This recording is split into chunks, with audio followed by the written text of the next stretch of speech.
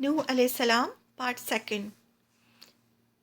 جواب میں نوح علیہ السلام نے کہا کہ اگر اللہ چاہے گا تو تم پر عذاب بھی آئے گا۔ وہ عذاب مانگ رہے تھے، پھر تم کہیں بچ کر نہیں جا سکو گے۔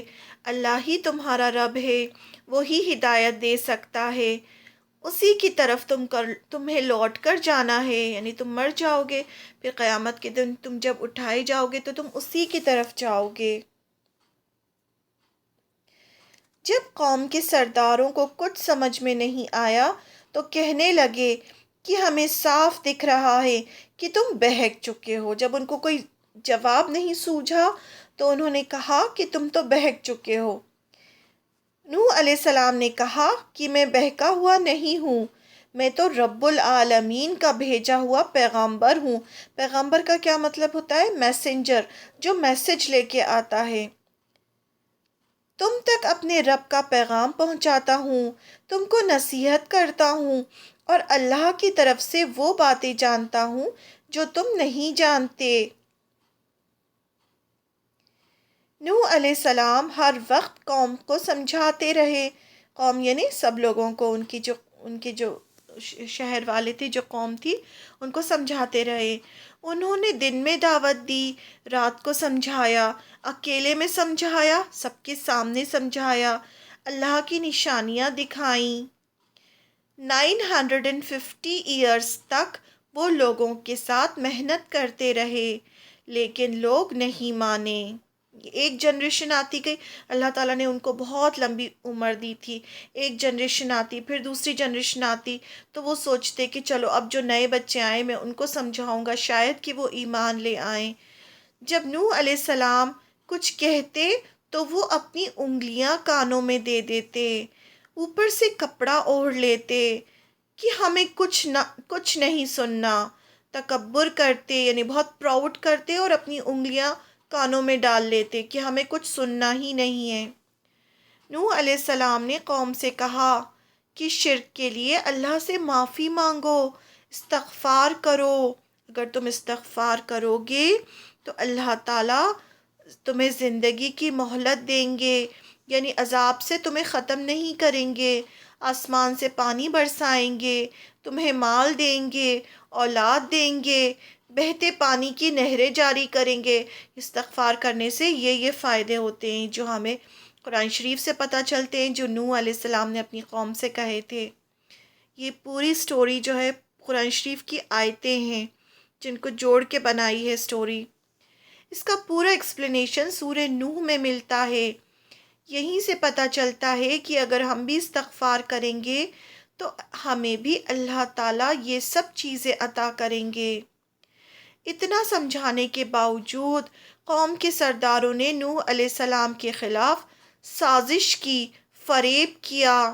اپنی قوم سے کہا کہ جن کی تم عبادت کرتے ہو، یعنی ود، سوا، یغوث، یعوق اور نصر کی عبادت کرنا بالکل نہیں چھوڑنا۔ الٹا انہوں نے اپنی قوم کو یہ سمجھایا۔ ایک کے بعد ایک جنریشنز آتی گئیں اور نوح علیہ السلام کو جھٹلاتی گئیں۔ اللہ تعالیٰ نے نوح علیہ السلام کو بہت لمبی زندگی دی تھی۔ انہوں نے 950 ایئرز اپنی قوم کو سمجھایا۔ ایمان لانے والے لوگ بڑھ نہیں رہے تھے، لیکن جبکہ نہ ماننے والے لوگ بڑھتے جا رہے تھے۔ لیکن نوح علیہ السلام کبھی بھی نا امید نہیں ہوئے، انہیں سمجھاتے ہی رہے۔ لیکن جب قوم نے کفر کی انتہا کر دی اور نوح علیہ السلام کو یقین ہو گیا کہ اب یہ لوگ نہیں مانیں گے اور اگر یہ لوگ زندہ چھوڑ دیے گئے تو دوسروں کو بھی گمراہ کریں گے، تو نوح علیہ السلام نے قوم کے لیے بد دعا کی اور اللہ تعالیٰ سے عذاب بھیجنے کو کہا۔ نوح علیہ السلام نے اللہ سے دعا کی اور 950 سال انہوں نے جو بھی محنت قوم کے ساتھ کی اس کے بارے میں بتایا، اور بدلے میں قوم نے ان کے ساتھ کیا کیا سب بتایا، جس کا پورا ذکر سورہ نوح میں ملتا ہے۔ پھر آخر میں اللہ تعالیٰ سے کہا کہ اس بد دعا سے پہلے اللہ نے ان کی طرف وحی کر دی تھی کہ وہ لوگ ایمان لا چکے، اب اس کے بعد کوئی بھی ایمان نہیں لائے گا۔ تو آپ ان کی حرکتوں سے پریشان ہونا چھوڑ دیں۔ یہ بات اللہ تعالیٰ نے ان کو بتا دی تھی کہ اب جتنے لوگ ایمان لا چکے ہیں بس اس کے بعد کوئی ایمان نہیں لائے گا، تو اب آپ پریشان نہ ہوں۔ نوح علیہ السلام کو اللہ تعالیٰ نے یہ بات بتا دی تھی۔ اس کے بعد نوح علیہ السلام نے قوم کے لیے بد دعا کی۔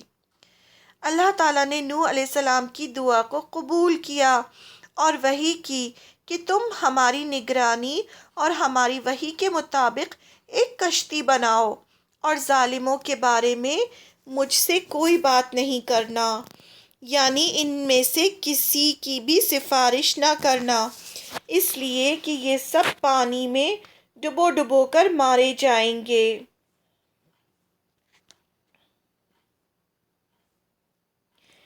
نوح علیہ السلام کارپینٹر نہیں تھے، نہ انہوں نے کبھی کوئی کشتی بنائی تھی، اس لیے اللہ تعالیٰ نے خود گائیڈ کیا وحی کے ذریعے کہ ایسی کشتی بناؤ۔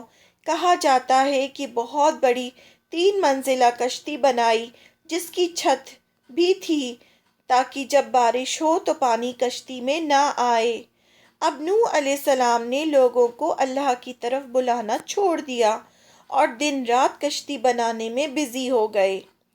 قوم کے لوگ جب وہاں سے گزرتے تو نوح علیہ السلام کا خوب مذاق اڑاتے کہ یہ تو بڑھئی یعنی کارپینٹر بن گیا ہے اور پہاڑ پر اس کشتی کو چلائے گا، یعنی پہاڑ تھے، پانی تو تھا نہیں، تو وہ مذاق اڑاتے تھے نوح علیہ السلام کا۔ اس پر نوح علیہ السلام کہتے کہ آج تم میرا مذاق اڑاتے ہو، ایک دن ہم بھی تم پر ہنسیں گے، پھر تم کو جلد معلوم ہو جائے گا رسوا کرنے والا عذاب کس پر آتا ہے۔ اس کا ذکر سورہ ہود آیت نمبر 38-39 میں ہے۔ کشتی بن کر تیار تھی۔ نوح علیہ السلام اللہ کے حکم کا انتظار کر رہے تھے۔ اللہ تعالیٰ نے بتایا، ان کو کچھ نشانیاں بتائیں کہ جب پانی نوح علیہ السلام کے گھر کے تندور میں سے نکلنے لگے تو وہ سائن ہوگا کہ طوفان آنے والا ہے، یعنی اس وقت سب کو کشتی میں بٹھا لینا۔ اور وہ دن آ گیا جب تندور میں سے پانی نکلنے لگا۔ نوح علیہ السلام نے جلدی سے کشتی میں سارے لوگ جو ایمان لے آئے تھے ان کو بٹھایا، ساتھ ہی ہر جانور اور ہر کریچر کا ایک ایک پیر لیا اور کشتی میں سوار کر دیا۔ قوم نے دیکھا تو نوح علیہ السلام کا خوب مذاق اڑایا۔ نوح علیہ السلام کی بیوی اور ایک بیٹا کشتی میں سوار نہیں ہوئے، وہ ایمان نہیں لائے تھے، ان کو نوح علیہ السلام پر بھروسہ نہیں تھا۔ اب پوری زمین سے پانی نکلنا شروع ہو گیا اور اوپر سے بارش شروع ہو گئی، زمین پانی میں ڈوبنے لگی۔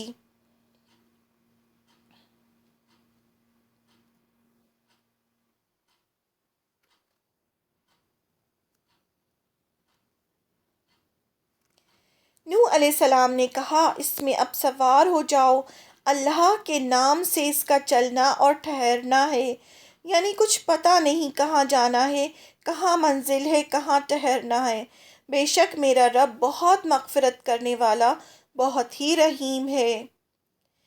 اور پھر کشتی سب کو لے کر پہاڑوں جیسی اونچی موجوں اور لہروں کے بیچ چلنے لگی۔ نوح علیہ السلام نے اپنے بیٹے کو آواز دی جو کشتی میں سوار نہیں ہوا تھا کہ اے بیٹے میرے ساتھ سوار ہو جا، جو لوگ نافرمانی کر رہے ہیں ان کا ساتھی مت بن، یعنی نافرمان لوگوں کا ساتھ مت دو۔ بیٹے نے کشتی میں آنے سے انکار کر دیا اور کہا میں کسی پہاڑ پر چڑھ جاؤں گا، وہ مجھے پانی سے بچا لے گا۔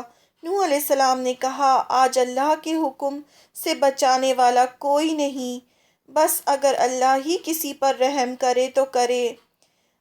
ابھی باپ اور بیٹے کی بات چل ہی رہی تھی کہ ایک پانی کی موج آئی اور وہ بھی پانی میں ڈوب کر مرنے والوں میں شامل ہو گیا، یعنی جو نوح علیہ السلام کا بیٹا تھا وہ بھی پانی میں ڈوب گیا۔ پھر اللہ تعالیٰ نے حکم دیا کہ اے زمین اپنا پانی نگل جا، آسمان تھم جا، پانی تھم گیا۔ جب سب لوگ ختم ہو گئے، پوری دنیا سے لوگوں کا اور سب لوگوں کا نام و نشان ختم ہو گیا، تو صرف نوح علیہ السلام کی کشتی بچی۔ تو اللہ تعالیٰ نے اب حکم دیا آسمان سے کہ پانی رک جا، اور زمین سے بھی حکم دیا کہ پانی رک جا، تو ہر طرف پانی تھم گیا۔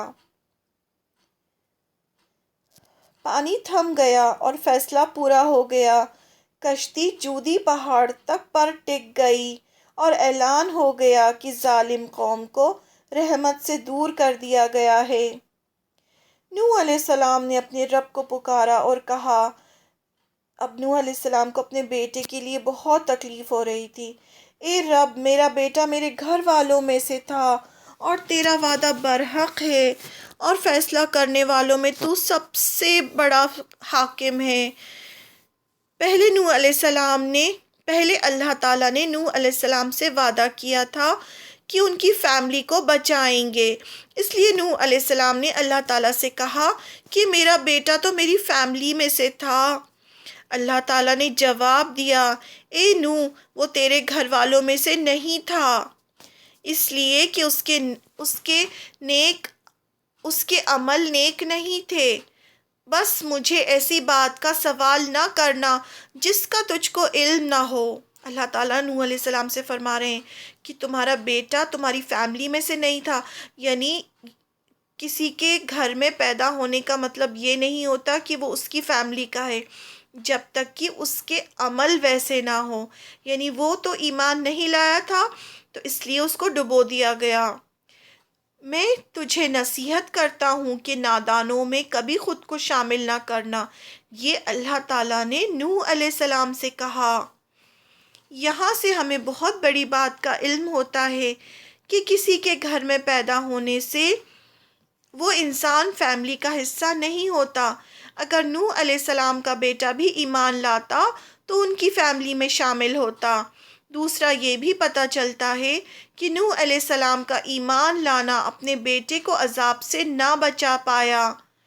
تیسرا، اللہ تعالیٰ سے شکایت کرنا نادانی ہوتی ہے، کیونکہ اللہ تعالیٰ ہر بات کو بہتر جانتے ہیں۔ نوح علیہ السلام نے کہا، اے رب، میں تیری پناہ میں آیا، مجھے بچا لے ایسی بات سے جس کا مجھے علم نہیں۔ جیسے ہی انہیں محسوس ہوا کہ ان سے غلطی ہوئی ہے، انہوں نے فوراً اللہ تعالیٰ سے معافی مانگی۔ پیغمبروں کا یہی تھا نا کہ پیغمبروں کو جیسے ہی پتہ چلتا تھا کہ ان سے کوئی بھول ہو گئی ہے، اللہ تعالیٰ ناراض ہیں، تو وہ فوراً معافی مانگ لیتے تھے۔ انہوں نے کہا، اگر تو مجھے معاف نہیں کرے گا اور مجھ پر رحم نہیں فرمائے گا تو میں بھی نقصان اٹھانے والوں میں سے ہو جاؤں گا۔ انہیں اللہ تعالیٰ سے ضد کی کہ اللہ تعالیٰ انہیں معاف کر دیں۔ نوح علیہ السلام نے فوراً جو اللہ سے سوال کیا تھا اس کی معافی مانگی۔ اللہ تعالیٰ نے فرمایا، اے نوح، اب کشتی سے صحیح سلامت اتر جاؤ۔ اللہ تعالیٰ نے انہیں معاف کر دیا اور پھر کہا کہ اب کشتی سے اتر جاؤ، تم پر ہماری سلامتی اور برکتیں ہیں۔ اللہ تعالیٰ تو ان سے بہت خوش تھے، اور ان لوگوں پر بھی جو تمہارے ساتھ ہیں، اور کچھ لوگ ایسے بھی ہیں جن کو ہم تھوڑی مدت کے لیے زندگی کے آرام دیں گے، پھر ہماری طرف سے ان کو دردناک عذاب ہوگا۔ یعنی آئندہ بھی جو لوگ اگر غلط بھی ہوتے ہیں تو ان کو اللہ تعالیٰ زندگی کی مدت دیتے ہیں، یعنی ان کو ڈھیل دی جاتی ہے، لیکن پھر ان کے اوپر دردناک عذاب آتا ہے۔ جب دنیا سے سارے کافر ختم ہو گئے تو پانی تھم گیا، نئے سرے سے دنیا شروع ہوئی۔ جو لوگ بچے تھے وہ ایمان والے تھے۔ نوح علیہ السلام کو آدم ثانی یعنی دوسرا آدم علیہ السلام بھی کہا جاتا ہے، کیونکہ ان سے بھی دنیا شروع ہوئی۔ یہاں اللہ تعالیٰ نے یہ بھی بتایا کہ کچھ لوگ جو اللہ تعالیٰ کی نافرمانی کریں گے انہیں بھی دنیا کے فائدے دیے جائیں گے، لیکن پھر ان کو دردناک عذاب دیا جائے گا۔ اللہ تعالیٰ کی نافرمانی کوئی معمولی جرم نہیں ہے۔ سورہ نوح آیت نمبر 25 میں اللہ تعالیٰ فرماتے ہیں، یہ لوگ اپنے گناہوں کی وجہ سے پانی میں ڈبو ڈبو کر مارے گئے اور پھر آگ میں داخل کیے گئے۔ یہاں سے عذاب قبر کی طرف اشارہ ہے، اور اب اللہ کے عذاب سے بچانے والا کسی کو بھی وہ اپنا مددگار نہیں پا رہے ہیں۔ یہ اللہ تعالیٰ نے سورہ نوح میں فرمایا ہے، اس پانی میں ڈبو دیے گئے اور آگ میں داخل کیے گئے، یعنی جیسے ہی وہ مرے فوراً، ابھی تو قیامت نہیں آئی ہے لیکن وہ مرنے کے بعد ان کو فوراً آگ میں داخل کر دیا گیا۔ تو اس سے دلیل ملتی ہے عذاب قبر کی بھی۔ پوری سٹوری کو کنکلوڈ کرتے ہوئے اللہ تعالیٰ آپ صلی اللہ علیہ وسلم سے کہتے ہیں، اے محمد صلی اللہ علیہ وسلم، یہ سٹوری کہاں سنائی جا رہی ہے؟ قرآن مجید میں سنائی جا رہی ہے۔ کس کو سنائی جا رہی ہے؟ وحی کے ذریعے آپ صلی اللہ علیہ وسلم کو اور اہل مکہ کو، اور بتایا جا رہا، اللہ تعالیٰ فرماتے ہیں اس کے آخر میں، اے محمد صلی اللہ علیہ وسلم، یہ قصہ غیب کی خبروں میں سے ہے، یعنی انسین میں سے ہے، ہم جس کی وحی تمہاری طرف بھیج رہے ہیں۔ اس سے پہلے نہ تم ان باتوں کو جانتے تھے، نہ تمہاری قوم جانتی تھی۔ بس صبر کیے جاؤ، انجام پرہیزگار یعنی متقین کے لیے اچھا ہوگا۔ آپ صلی اللہ علیہ وسلم سے کیا فرمایا کہ یہ جو قصہ ہم تمہیں سنا رہے ہیں، یہ تمہیں پہلے نہیں پتا تھا، نہ تمہاری قوم یعنی اہل مکہ کو پتا تھا، اور یہ ہم تمہیں وحی کے ذریعے سنا رہے ہیں۔ کیا نصیحت کی کہ صبر کیے جاؤ، اور کیا خوشخبری دی کہ پرہیزگار یعنی متقین لوگ جو ہوتے ہیں، جو اللہ سے ڈرتے ہیں، جو اللہ کے نیک بندے ہوتے ہیں، ان کا انجام ہمیشہ اچھا ہوتا ہے۔ یہ پورا قصہ صبر کا ہے کہ کیسے نوح علیہ السلام اللہ کی خاطر 950 ایئرز صبر کرتے رہے۔ تو آپ صلی اللہ علیہ وسلم کو یہ قصہ سنا کر تسلی دی جا رہی ہے کہ آپ بھی صبر کریں۔ روایتوں میں اس قصے کی اور ڈیٹیل ملتی ہے، لیکن ہم نے اتنا لیا ہے جتنا قرآن میں اللہ تعالیٰ نے بتا دیا۔ یہ ریفرنس ہے کہ کہاں کہاں یہ قصہ آیا ہے، سورہ نوح میں، سورہ ہود میں اور سورہ اعراف میں۔